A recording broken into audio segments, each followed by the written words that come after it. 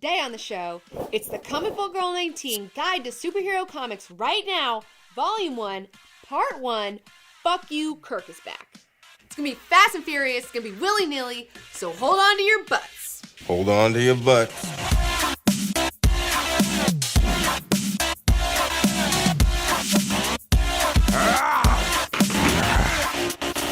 Today, we're going to talk about a whole mess of superhero books, and if you're looking to get into that genre, now's the perfect time because Marvel now is relaunching all these titles, and we're going to tell you about them. All new X-Men. Here's the scoop. Who are the all new X-Men? They're the original 5 X-Men from the 60s who have been brought forward in time by Beast in order to use them as psychological warfare against Cyclops, who in present time has become a mutant terrorist revolutionary in the eyes of the government following the events of AVX, where he was possessed by the Phoenix and killed Professor X.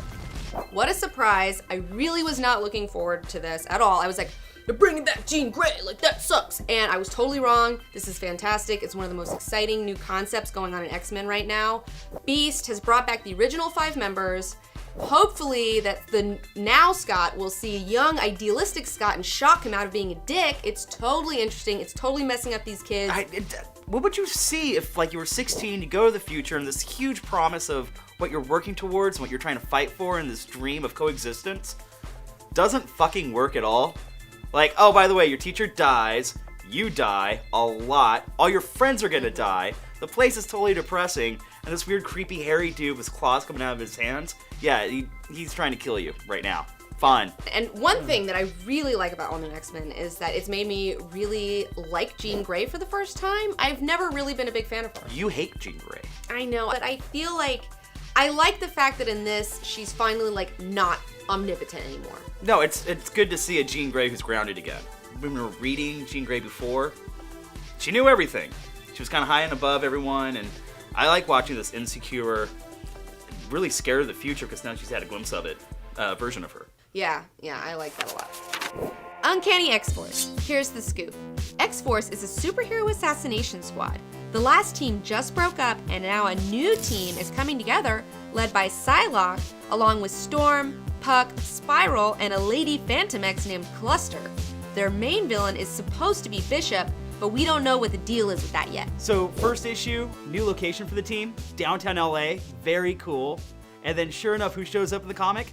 Spiral. Oh my god, she's like this psychotropic drug dealing like rave master in downtown LA. It's so cool. Spiral has the good drugs. And I will buy them from her at a rave downtown.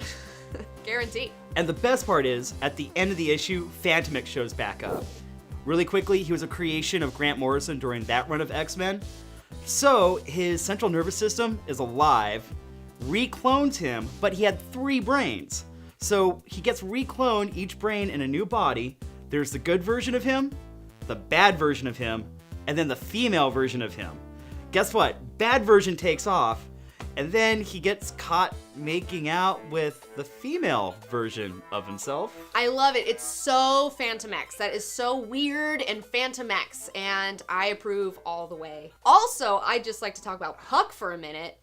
He's talking to the most powerful women in the world, like Psylocke and Storm, and he's just like totally like a womanizer, and he's like, girl, you got legs taller than I am. He's just so funny. So it's great. He's womanizing the entire time in that bar. Can we get Peter Dinklage to play him in the movie if that ever happens, please? I hope so. We need Peter Dinklage. You're Puck. It's done. All the time. And a panel I have to mention is this one right here.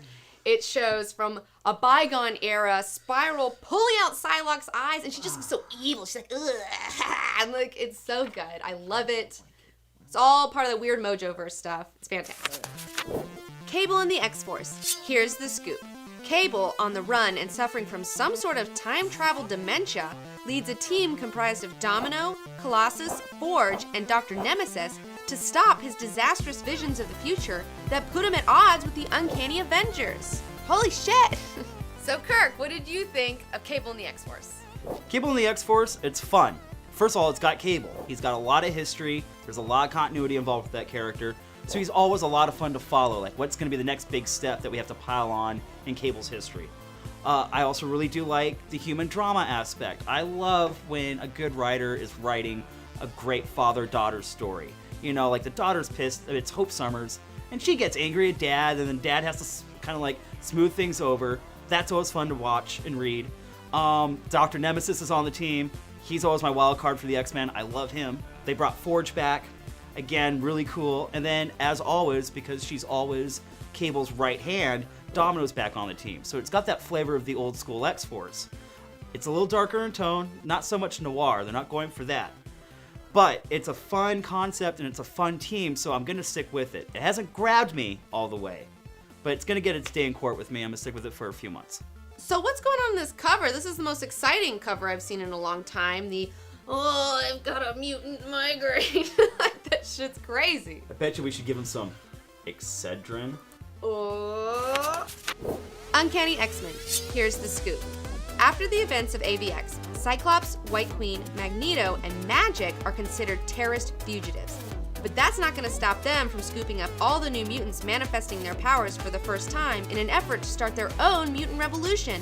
With Scott marching towards villainhood and an inside informer on the team working against him, this title is shaping up to be very interesting.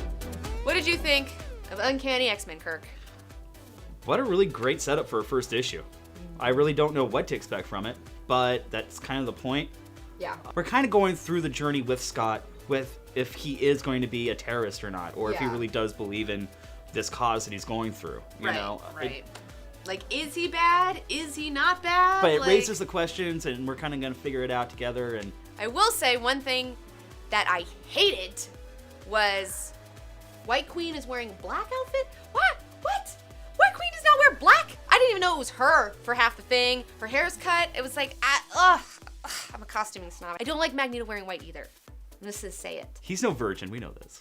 I know, and I will deal with Scott in red, but that's it. Wolverine and the X-Men. Here's the scoop. Wolverine broke from Cyclops and started his own school for teenage mutants called the Jean Grey School for Higher Learning. This title focuses on these up-and-coming mutants as well as its X-Men teaching staff. It brings back the fun of the X titles from the 80s. It's got tons of great characters and tons of heart. It makes me laugh, it makes me cry. I buy it every friggin' month. And now we're gonna talk about the book you know that I love, Wolverine and the X-Men. It's so much fun. It really gets into not just crazy battles, but also what they do day to day and the little fun things. And that's what really sells this for me. I love seeing their the minutia of their lives. And one of the breakout stars that I love is Dupe. Dupe rules. He's this little character that no one understands him except Wolverine. Wolverine's the only one that knows what he's saying. But he's the go-to guy. He handles business. We're still not quite sure what business that is, but they do this great thing in an issue where there was Frankenstein and a psychotic circus, and it wasn't the greatest storyline, but still better than anything else we're reading right now. They made this really great artistic choice to really highlight and celebrate Dupe in the gutters of one of the panels. While there's all this story and all this fighting going on, you get to watch Dupe just destroy evil, psychotic, evil magic clowns all in the panel. How cool is that? It's so awesome. It's great. Man, this issue, Ride Her, did it for me. It brought it all back. I was like, I believe in this title. This is so fantastic. It's all about the relationships that are going on right now. First and foremost, we should talk about Wolverine and Storm. Storm is talking to her ex, Black Panther, and he's just not him. Just don't fuck Wolverine. And she's like, check. That's the first thing I'm gonna do. I'm sorry, you do the first thing your ex tells you not to do. And that's Wolverine. Oh, and the whole scene where she's like, I need you to do me that favor, and he cuts her hair off into a mohawk with his claws. So good. Second of all, Kitty and Iceman have their first date. It's great because we're watching with all new X-Men and the original 5 there, that everyone else grows up and they take on this responsibility. Bobby's still Bobby. Iceman's still Iceman. But we're watching Kitty and Iceman kind of try to develop a relationship, and they've kind of just accepted that you're mutants and you're superheroes and it's never going to look normal.